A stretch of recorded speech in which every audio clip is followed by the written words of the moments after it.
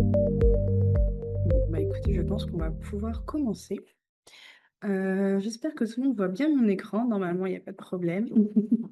Merci d'être, avec nous aujourd'hui. Donc pour ceux qui ne me connaissent pas encore, je m'appelle Mélodie et je travaille, chez SVSI depuis, bientôt 3 ans, en tant que business développeur où je m'occupe à la fois, du suivi client, de la relation client, ainsi que toute la partie, marketing et communication. Et aujourd'hui, j'ai le plaisir de vous présenter, ce webinaire. Alors, on va parler, d'un sujet assez concret, donc la gestion des documents et plus précisément comment gérer leur cycle de vie, de la création jusqu'à l'archivage sans perdre le contrôle. Voilà, on va surtout, aborder de façon générale les documents qui vont structurer votre activité, que ce soit des procédures, des contrats, des dossiers clients, des documents qualité, voilà, des documents RH aussi. En fait, finalement, tous les documents qui engagent, votre entreprise. Donc on va pas spécialement, parler d'outils aujourd'hui, une solution miracle, mais plutôt de méthodologie et comment rendre, le cycle de vie, de votre documentation, clair et maîtrisé. Alors, je vais commencer par vous montrer un petit peu le déroulé du webinaire. Donc on va commencer, pour ceux qui ne nous connaissent pas encore, sur une petite présentation de l'entreprise SVSI. Ensuite, on verra une petite introduction et un contexte, puis comment structurer un cycle de vie clair, comment diffuser la bonne version au bon moment, comment archiver également, sans perdre l'accès et aussi, une petite synthèse de tout ce qu'on aura dit. Alors, SVSI a été créé en 1994, ça fait plus de 30 ans maintenant, donc on commence à avoir, un petit peu d'années derrière nous. On est une quinzaine de collaborateurs, principalement basés à 1 heure et demie de Paris, à Tours, mais on a aussi des bureaux sur Paris et dans le sud de la France. On a voilà, les 80 de notre activité est dédiée à la gette technique. On est spécialisé dans, les environnements industriels, complexes. On verra après quelques secteurs d'activité. Voilà, on est autour de tout ce qui est de la maîtrise des documents techniques, que ce soit des plans, des schémas, des dossiers constructeurs, et cetera.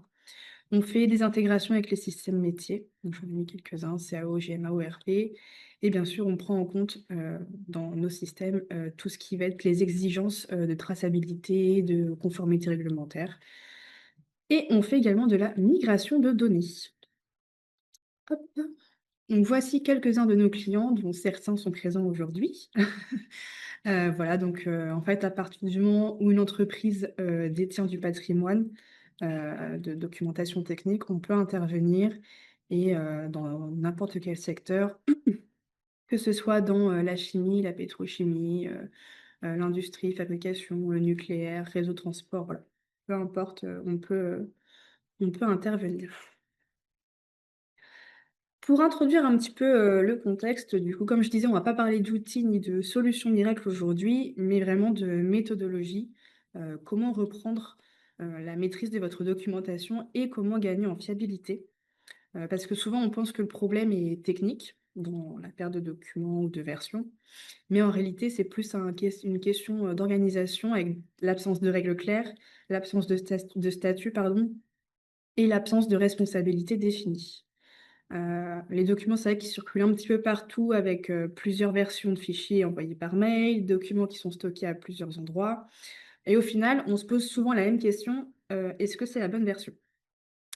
Et cette question, elle est assez révélatrice dans le sens où si on se la pose, c'est que le système n'est pas sécurisé ou fiable. On va prendre un exemple très concret, d'une procédure interne qui doit être mise à jour.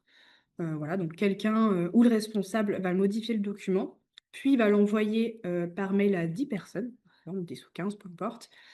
Et 3 mois plus tard, certaines équipes, travaillent encore avec l'ancienne version, qui les avait enregistrées sur leurs ordinateurs et résultat, personne ne sait en fait qui maîtrise le document et surtout si c'est la dernière version. Et le problème, donc la gravité, de l'exemple, c'est que, il y a des modifications différentes pour chaque intervenant. Il y a des docs sur des répertoires de partage, mais rien n'indique si c'est la dernière version applicable au final. Donc c'est pas un problème d'outil, encore une fois, c'est vraiment un problème de maîtrise de cycle de vie, des documents.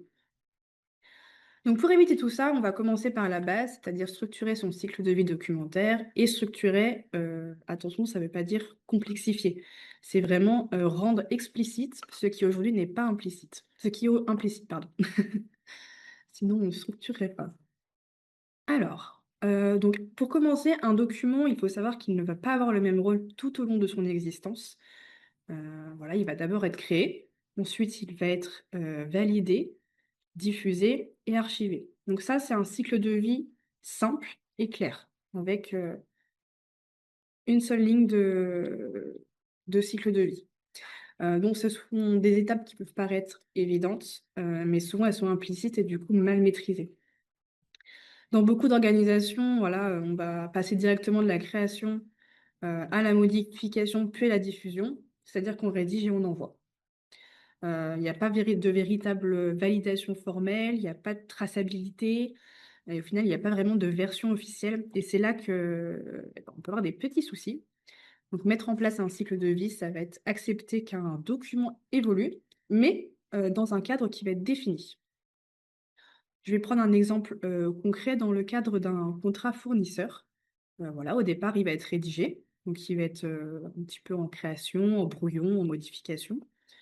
Ensuite, il va passer en validation juridique, donc là, on passe sur de la validation et une fois validé, il est signé et diffusé aux parties concernées et normalement, à la fin de la relation contractuelle, voilà, il va être archivé pour conservation légale.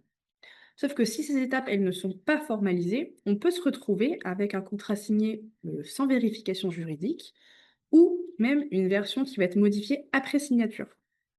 Donc c'est toutes ces petites étapes qui vont faire que, le cycle de vie, il va être clair et défini.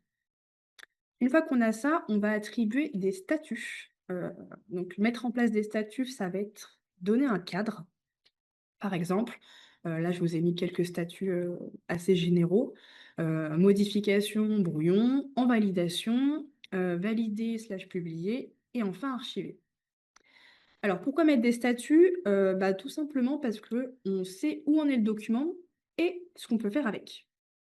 Par exemple, un document en modification, il va pouvoir être modifié librement. Un document en validation doit être relu et approuvé.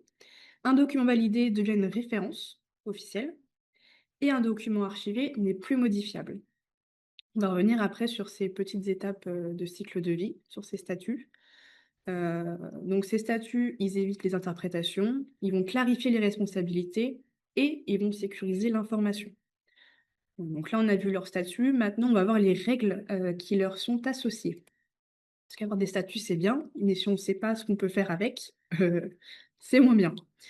Donc en effet, chaque statut doit être associé à des règles simples.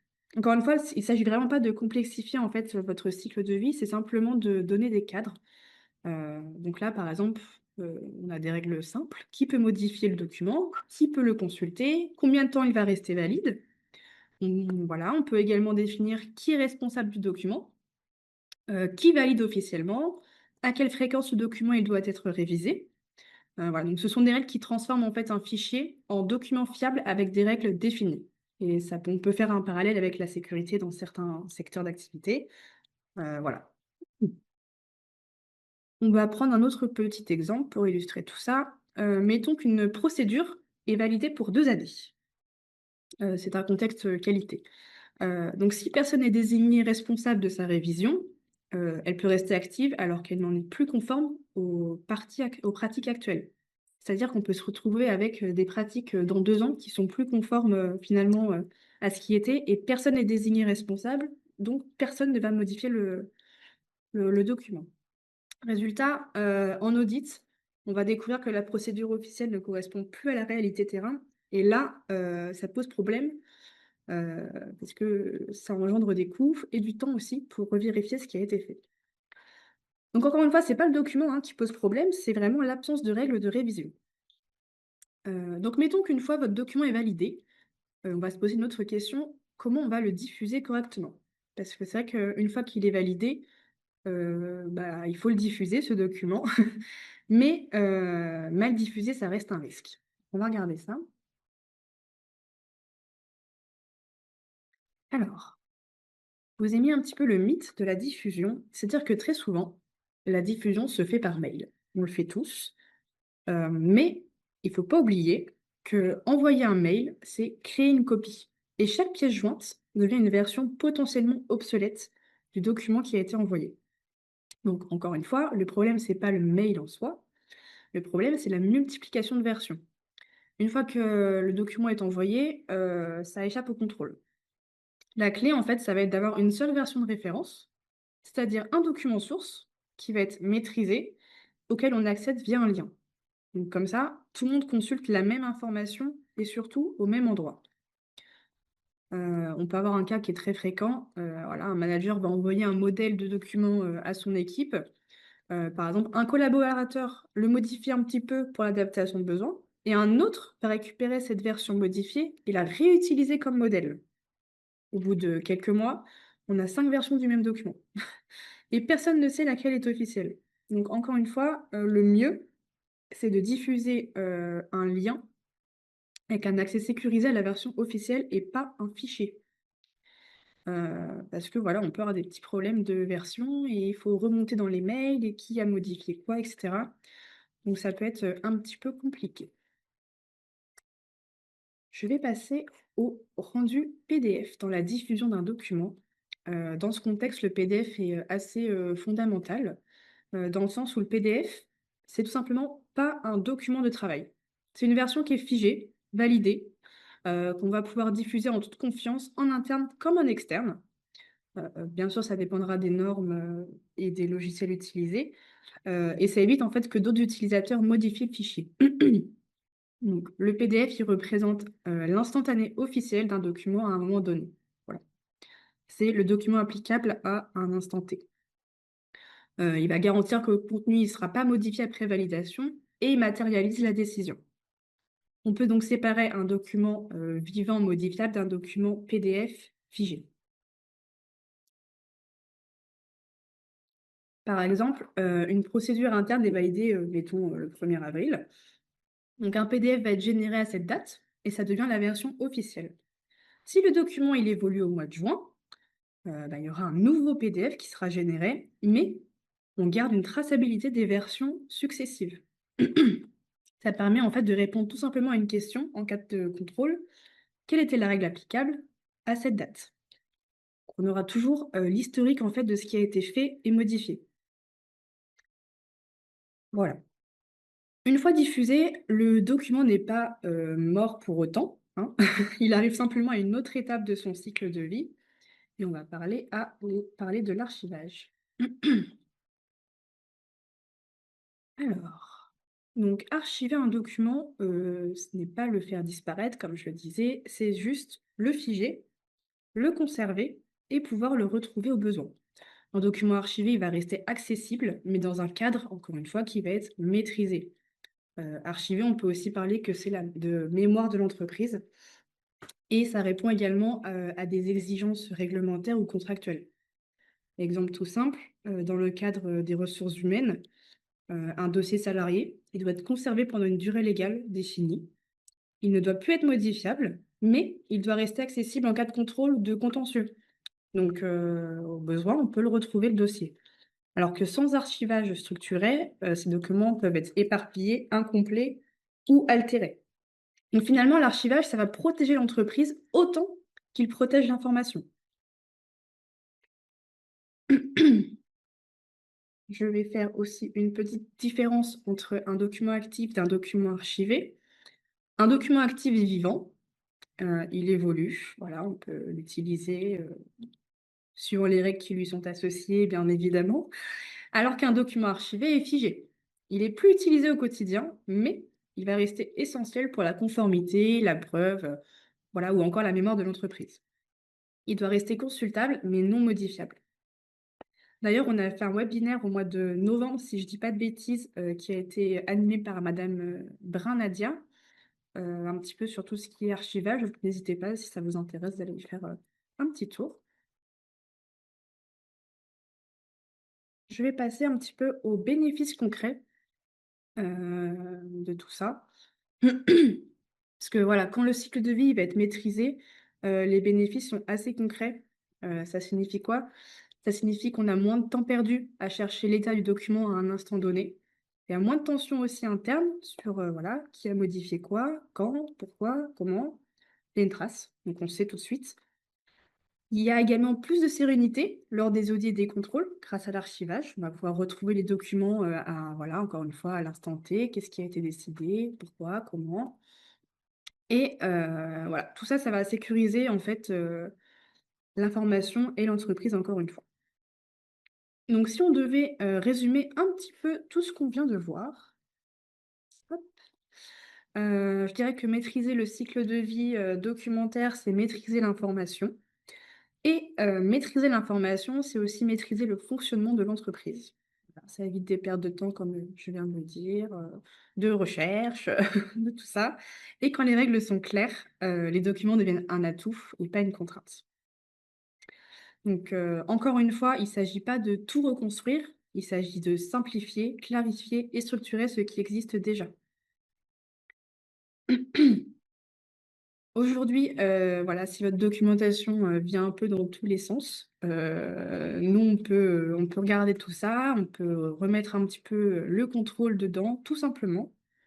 Voilà, faut vraiment pas, complexifier en fait ce qui existe déjà, c'est vraiment une question de restructuration, pour fiabiliser votre référentiel documentaire. Voilà, donc écoutez, j'espère que c'était clair. C'était un premier webinaire sur la gestion du cycle de vie des documents, dans sa globalité. Si vous avez des questions, je vous propose, de les mettre dans le petit onglet, questions-réponses que vous avez. Ah, je vois qu'il y en a déjà une d'ailleurs. Donc n'hésitez pas. Heu, voilà. Alors, la première question. Le cycle de vie fonctionne dans le cadre d'un flux simple, linéaire. Qu'en est-il dans le cadre de cycles avec des modifications plus complexes? Alors, bah, justement, ça va être l'importance des statuts et des règles qui vont y être associées, hem, pour pouvoir identifier, en fait, de quel statut d'origine vers quel statut de destination on a le droit d'aller, qui a le droit de faire quoi que ce soit. On peut parler de workflow, voilà, parce que, par exemple, un PDF peut être amené, à être remodifié ultérieurement et ça, c'est un tout autre sujet sur les workflows. Parce que là, je vous ai fait un cycle de vie très linéaire, très simple. Création, validation, diffusion, hop, tout ça. Mais ça peut être, beaucoup plus complexe suivant les organisations. Donc voilà. Pouvez-vous communiquer un lien vers le replay? Oui, alors je ferai il y aura une newsletter bien sûr, mais je vous enverrai à ceux qui étaient présents pardon, un replay par mail, du webinaire. Donc vous aurez tout ça.